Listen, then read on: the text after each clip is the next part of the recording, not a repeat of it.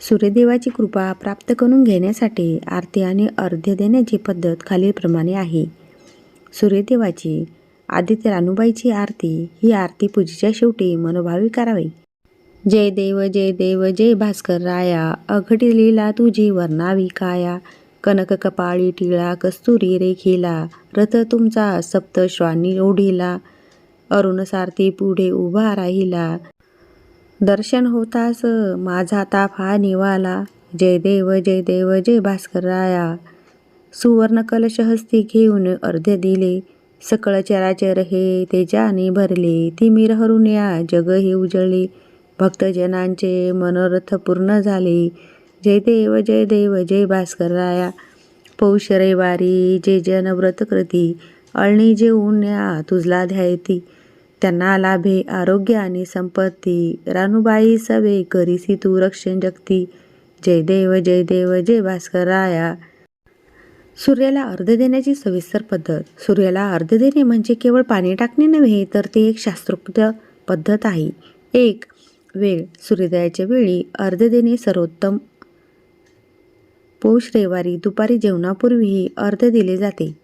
2. पात्र. तांब्याच्या कलसाचा तांब्या वापर करावा. 3. साहित्य. पाण्यात थोड्या अक्षता, लाल फूल आणि थोडा गूळ टाकावा. 4. मुद्रा. दोन्ही हातांनी कलश पकडून तो कपाळाच्या वर, डोक्याच्या उंचीवर धरावा. 5. धार. पाण्याची धार सावकाश सोडावी आणि त्या धारीतून सूर्याच्या किरणांचे दर्शन घ्यावे. पाणी पायावर पडू नये यासाठी खाली एखादे ताम्हण किंवा झाड ठेवावे. अर्घ्य देताना म्हणायचे मंत्र. पाणी सोडताना खालील 3 मंत्र म्हणावेत. ओम सूर्याय नमः, ओम आदित्याय नमः, ओम भास्कराय नमः. शेवटी खालील श्लोक म्हणून नमस्कार करावा.